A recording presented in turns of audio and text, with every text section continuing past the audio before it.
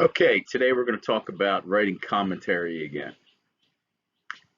I'm recording this on the 5th. That means we have 1 week before you take the AP test. If you don't write good commentary, then you're not going to get a good score on the AP test. So this is one more review. The good commentary comes from answers to good questions. Remember that. These techniques that we've been going over, good commentary comes from answers to good questions. Now, in the previous exercise, we worked with Edgar Allan Poe's Telltale Heart and wrote an extended paragraph. This is the text we were given, and as well as the question. Compose a well-organized extended paragraph that discusses the author's use of literary techniques that create tone and develop mood. So once I get this type of question, I have to ask myself, what am I going to write about? And I want to identify the techniques that I want to use, or the techniques I want to write about that were used by Edgar Allan Poe. Now, when I do that, I have my notepad that has my sentence templates that I told you to create, that we have been working with, where the definition of the function, literarydevices.net, you need to have that. Now, what words does Poe use as he develops these techniques? These are questions that I'm asking myself as before I even begin to read the text. So what I came up with is tone, mood, diction, suspense, and juxtaposition. These are the ideas that I see present in this particular text. And that's what I'm going to write my extended paragraph. That's what I'm going to write my extended paragraph. Now, since I know what I'm going to write about, the literary devices that Poe uses in this text, I have my sentence templates for tone, mood, and suspense. Do you have your sentence templates? If you don't, you really need to get them now, right now. Now, here are my sentence templates for juxtaposition and repetition. So now that I have the techniques that I want to discuss that I see Poe using, I have my sentence templates from the definition and functions of the literary devices. I'm ready to begin to start to read and write about my essay. If you don't have sentence templates like I have right here, you're going to waste your time. Remember, you have 40 minutes and 5 minutes to upload it. That's not a lot of time.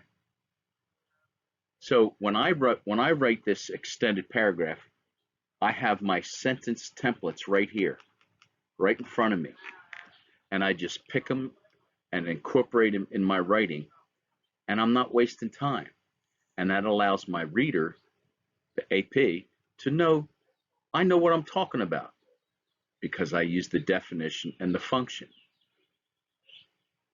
I can't make you do it, but I think you should have it. Otherwise, you're going to be wasting time. So now that I know what literary techniques I want to write about, I have my sentence templates ready to go. What I wanted to do was read the text and highlight or underline and look at the ideas and the words that Poe uses to develop these ideas using the literary devices. So we have low, dull, quick sound, noise steadily increased 3 times, noise grow louder and louder and louder. That's repetition. I said, okay, I got repetition.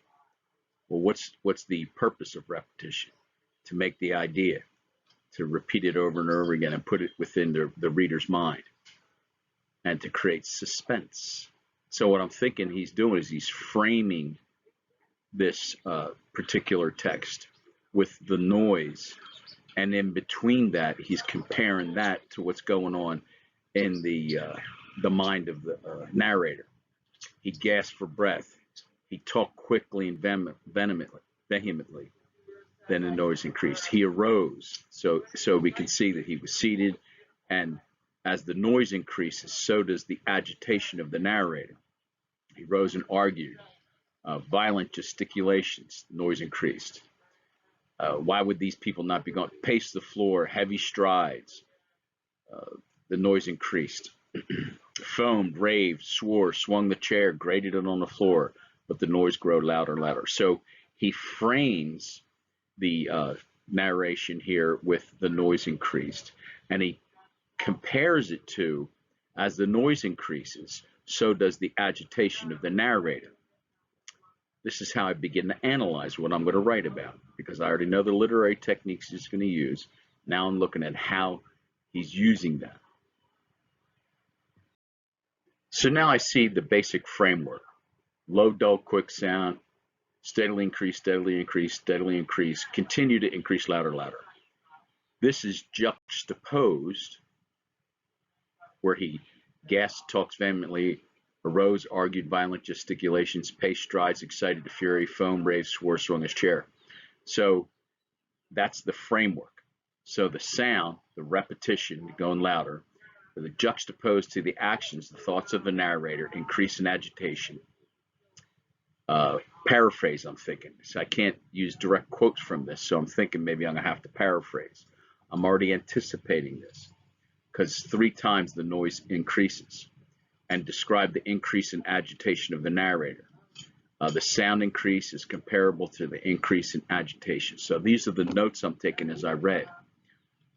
This is how I'm going to organize my extended paragraph. So now that I have my the literary devices, I got my sentence templates, I read through the text, I can see how he's using the literary devices. I've organized the fashion in which he uses. I'm going to start to make my thesis statement. I'm using my interpretive sentence chart. Edgar Allan Poe, Telltale Heart. Suspension, repetition, suspense, repetition, juxtaposition, characterization, tone, diction, mood. I can write about any of these. All of them or just a few of them. He does this to develop suspense. So the diction tone creates mood of suspense that increases gradually, revealing the internal struggle of the character with his sanity. And then I have my examples. So first thing, thesis statement. Remember, if your thesis statement doesn't directly address the question, your whole essay is wrong. So you identified the keywords in the question and incorporated them in your thesis. In a short story, Edgar Allan Poe, or The Telltale Heart, Edgar Allan Poe characterizes the narrator through repetition and juxtaposition, creating a suspenseful mood for the reader. The diction he uses gradually reveals the internal struggle of the character with his sanity. So, thesis statement. This time I use my interpretive sentence chart. I could also use who, what, where, when, why, and how. Now I'm going to put on my, put 2 sentences above it, the big idea, restate the big idea, narrow it down, and I'll have my introductory paragraph. Each person has internal thoughts. These thoughts can be helpful or result in a flight of fancy. So right away I have my introductory paragraph done. 2 quick sentences along with my thesis statement that clearly addresses the question. Make sure that the words and ideas that are in your question are in your thesis statement. All right, so now I'm going to organize my thoughts on how I'm going to approach this essay. So the narrator's sitting down. He gasps for breath. The officers don't hear the sound. Obviously, it's in his mind. He talks quickly, vehemently. The noise increases. Arose, argued, violent gesticulations, noise increases. He says, why aren't they gone? He paces the floor. He's excited. Noise increases. What could I do? He foamed, raved, swung the chair. Noise overall increased, louder, louder, louder. So that's what I'm going to write about. However, the examples we see here, it's just too much. I can't just use simple quotes. So what I'm going to do, I've decided, is paraphrase. So when you're reading the text, you have to make a determination. Am I going to use direct quotes? Am I going to paraphrase? Or a combination of both? That's really important to think about that before you begin to write. This is the planning. Okay. Don't look at a blank sheet of paper. It'll take you too long to write an essay. Make sure you're planning. So I got my introductory paragraph done. So now what I need is a topic sentence that introduces what my extended paragraph is going to be about, or the first section of it in particular. So I need sentences. I have to incorporate repetition, juxtaposition, suspense, tone, diction, and mood. These are the ideas that need to be in my writing. So who, what, where, when, why, and how. Who, what uses repetition and comparison, where in the narration, and allows the reader to compare, increase in the sound to the dialogue. So I put my topic sentence together. Poe uses repetition of the sound, steadily increasing to frame the narrative and allow the reader to take a pause each time the sound grows louder to compare to the dialogue of the narrator. Sounds pretty good. It's just the definition. I used the definition of the term in my sentence. You need to use the definitions and functions of the term in your sentence. It makes you sound like you know what you're talking about. If you don't have those sentence templates and you don't incorporate them, 1 week, good luck. All right, now I have my topic sentence, and what I'm going to do is I'm going to paraphrase. I broke the narrative down into 2 sections, and this is the first one that I'm going to write about. Not using quotes, but paraphrasing. He begins with a description of the sound, low, dull, quick. It is a muffled sound, as if enveloped in cotton. This sound is juxtaposed to the narrator's dialogue. He states that he gasped for breath and talked more quickly, more vehemently, but the noise steadily increased. Next, he recounts arising from the chair, arguing about nothing in a loud voice, and makes animated and excited gestures. Again, the noise steadily increased. So here, and my topic is the repetition frames. And the purpose of the repetition in the definition, if you had read it, that it gives the reader pause to think about what's going on.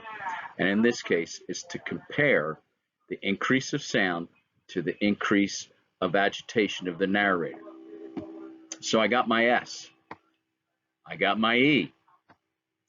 I need a C, my comment. Should I write just 1 sentence comment?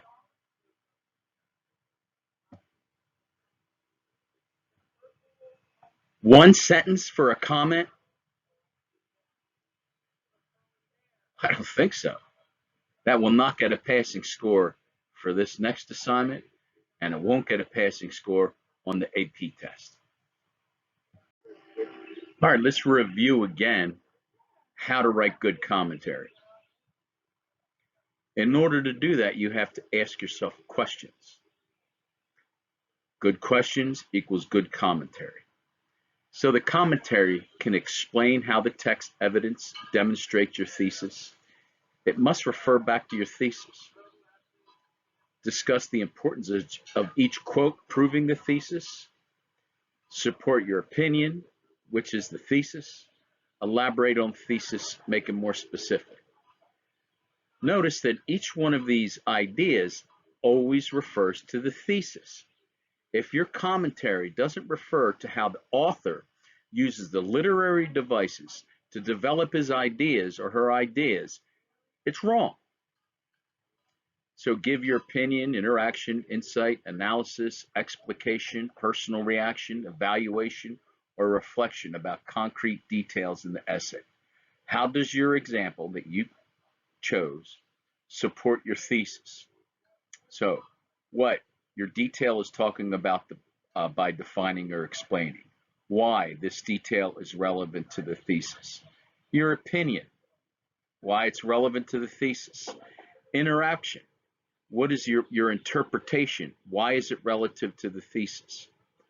What is the subject's feeling? Why the feelings are relevant to the thesis? So everything goes back to the thesis, and you're answering questions. Notice, more than one question. If you provide 1 sentence commentary, very, very bad. Now remember, good questions, good commentary. Who, what, where, when, why, and how. Remember, your commentary is never about the character, it's about the author. Who was Poe? What? He uses repetition and comparison and his tone and diction. Where? In the above narrative. When? In the narrator's dialogue. Why? To build suspense. How? To provide the reader pause to compare increase in sound to increase in agitation of the narrator, which comes directly from the definition. So you want to explain how the text demonstrates the topics, and this is what I put together. In the first section of the text, Poe introduces the sound to the reader with a list of words and a simile. Oh, I threw a simile in there. That's because Poe used it. The tone of the diction he uses in the list presents a dichotomy. So I got tone and diction. The words low and dull present a somber quality. That's mood. This quality is heightened by his use of the word quick. Now I'm going to make an inference. It can be deduced that Poe's intent is to magnify the reader's expectation, to entice the reader and pique interest. The simile he uses next to describe the sound appeals directly to the sense of the reader, creating a picture to help them understand the idea being presented. That comes directly from my sentence templates. It's the definition of simile.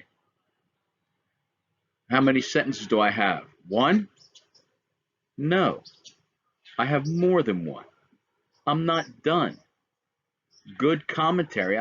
Look at all the ideas that I got from my who, what, where, when, why, and how. People who write that one sentence commentary, they don't do this technique. This technique has many sentences in it. So I'm just making an inference. You're not doing the work if you write one sentence. Let's continue. All right, so I started in my commentary talking about the sound, but he's comparing the juxtaposing the sound increase to the agitation or the insanity of the narrator increase. So I'm going to write about that now. And I have all my information right up there. Poe uses repetition, comparison, tone, diction, and above narrative. The narrator's dialogue, which I'm going to talk about now, provides the reader pause to compare an increase in sound to increase of agitation of the narrator. So I continue on. This initial description of the sound is juxtaposed to the narrator's internal dialogue. Now I'm going to write, well, how? If you just left it that one sentence right there, it's no good. Ask more another question. Well, how is that? It is with this comparison that Poe begins to build the suspense. Suspense, that's in my thesis, topic sentence. The reader is presented with two opposing concepts. The narrator gasps and the officer hears nothing. It can be inferred, remember inferences. What is the author doing and not just saying it? It can be inferred at this point that the noise is a product of the narrator's diseased mind. The narrator's actions escalate as perceived in the diction Poe uses, quickly, vehemently describing his speech. This is paralleled with the statement that the sound steadily increased. So I'm showing the juxtaposition. This paralleled with the statement, the correlation between the two. So if I left that sentence right there, this is paralleled with the statement that the sound steadily increased. And I didn't explain why or how, then it would be no good. The correlation between the two portrays the narrator's character in great detail in relation to the increase in sound within his mind. I got that sentence from my sentence templates when it talks about repetition and juxtaposition. That's why you have to have the literary devices, the definitions and functions right next to you when you take this test. If you don't do that, it will be bad. Poe is beginning to frame the deterioration of the narrator's mind with the increase of sound, thus creating suspense for the reader and a mood of anticipation. Wow, I covered all my ideas in there. Look at that. How many sentences do I don't even have to read. I don't have one. All right, here's it as all together. Thesis, example, comment. A lot of blue. That's my comment. The majority of your essay should be commentary. Now, I'm not going to read it, but we had already gone over it. But my commentary explains how my example supports my thesis. When you wrote this extended paragraph, and this is not even done. I haven't even. There's still the second portion of the narrative to write about. Do you have one sentence commentary, maybe two? Did you use the who, what, where, when, why, and how to generate good answers, to make good sentences?